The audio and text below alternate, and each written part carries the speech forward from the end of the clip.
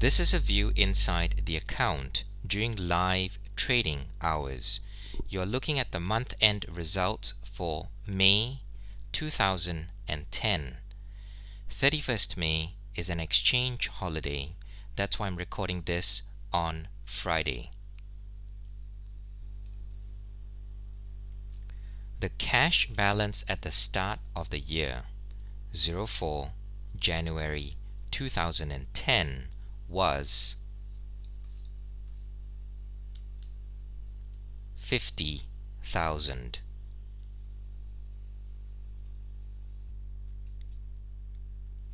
If you take the profit of 45,600, that's 45600.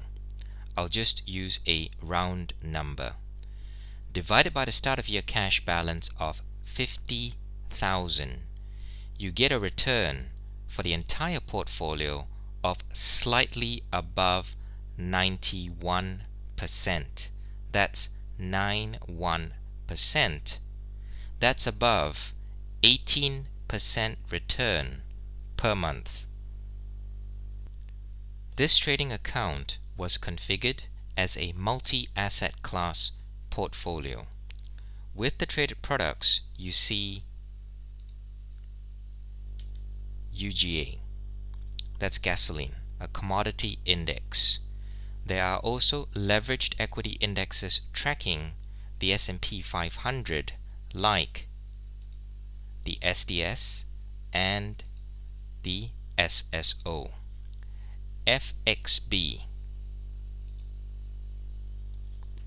that's the British Pound Currency ETF. I did not have to trade currencies separately, but I traded the options on the currency exchange traded funds in addition to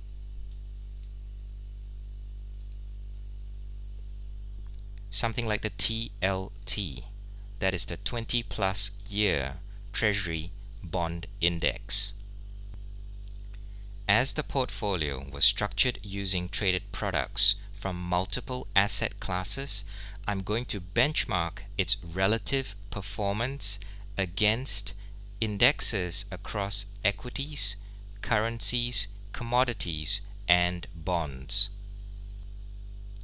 I've selected year to date. As the period for comparison using the perf chart at stockcharts.com. I'll just enlarge this area in here so you can see all the different indexes that we're using to benchmark the performance of the portfolio. This is the year-to-date performance from 31st December 2009 till 27th May 2010. For equities, I'm using the Dow Jones, the SPOOS, that's the S&P 500, which is the most widely accepted performance benchmark for equities, and the Nasdaq 100. For currencies, DBV represents a basket of the G10 currencies, which includes US dollars, euros, Japanese yen, Canadian dollars, Swiss francs, British pounds, Australian dollars, New Zealand dollars, the Norwegian krona, and the Swedish krona. For commodities, the benchmark used is GSG, the iShares Global Commodity ETF, which tracks 24 different commodities across energy, agriculture, industrial metals, livestock, and precious metals.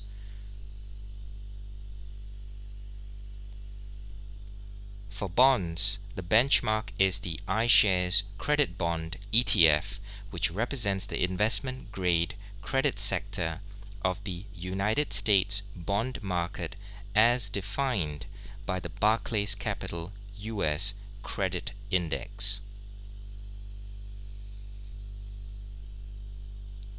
With the year-to-date return of 91%, the portfolio is beating the external benchmarks year-to-date performance across all asset classes. Now let's compare the retail portfolio's gains of 91% against professionally run hedge funds. Hedge Fund Research specializes in the areas of professional index trading and analysis of institutional hedge funds. So looking at the year-to-date and the last 12 months performance of these indexes.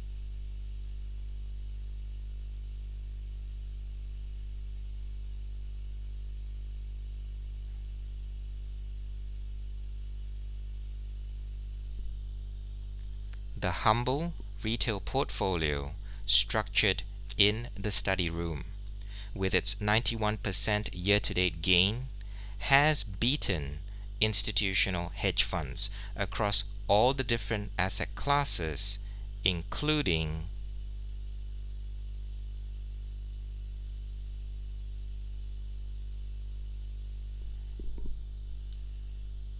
hedged currency funds. Even before you calculate the metrics, characteristically, what makes for a consistently managed portfolio are these following characteristics. The largest loser, that's 770, does not wipe out the largest winner. The largest winner in this case is